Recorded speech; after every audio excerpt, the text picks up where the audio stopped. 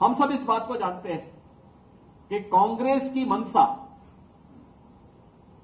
हमेशा सत्ता एन प्रकारेण सत्ता प्राप्त करनी रही है। वे देश की कीमत पे सत्ता चाहते हैं और देश की कीमत पर उन्हें सत्ता चाहिए। इसके लिए महिलाओं पर बर्बर अत्याचार करने वाली तालिबानी प्रवृत्ति को भारत के अंदर लागू करना चाहते हैं। यानी व्यक्तिगत कानून को कांग्रेस सत्ता में आने के बाद लागू करने की बात करती है। यानी 3 तलाकी को प्रथा से भारतीय जनता पार्टी की मोदी जी के नेतृत्व की सरकार ने देश की आधी आबादी को इसको प्रथा से मुक्त किया, उससे स्वतंत्रता दी। कांग्रेस उसका समर्थन करती है।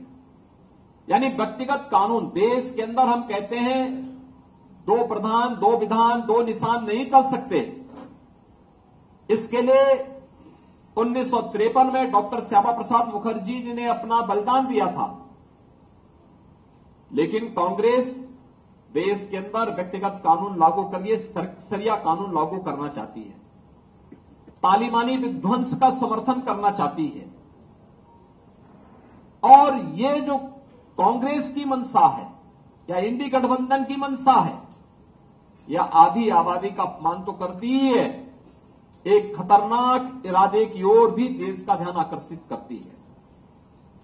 ये जो 2-3 कुछ ये जो महत्वपूर्ण जो देश के सुरक्षा से जुड़े हुए, देश की संप्रभुता से जुड़े हुए, आधी आबादी की गरिमा से जुड़े हुए महत्वपूर्ण मुद्दे हैं, उनमें कांग्रेस की मंशा स्पष्ट उजागर होती है कि उनका इरादा देश के प्रति अच्छा नहीं है। वे एन प्रकारेण अपने उस पुराने डीएनए के अनुसार फिर से कार्य करने का प्रयास कर रहे हैं, जिसके कारण 1947 में देश का विभाजन हुआ था, जिसके कारण देश लगातार आतंकवाद, उग्रवाद और अलगाववाद की चपेट में आया था,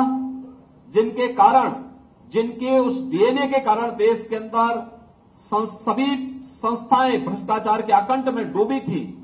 एक अविश्वास का माहौल देश के अंदर खड़ा हो गया था। कांग्रेस इस देश को फिर से उधर ही ले जाना चाहती है और आज इसीलिए जब लोकसभा चुनाव के हम द्वितीय चरण के लिए मतदान की ओर जाना चाहते हैं, तब मैं प्रदेश और देश के मतदाताओं से अपील करना चाहूंगा कि देश यानी जीवन आपका है, सुरक्षा आपकी है, देश आपका है, वोट भी आपका है।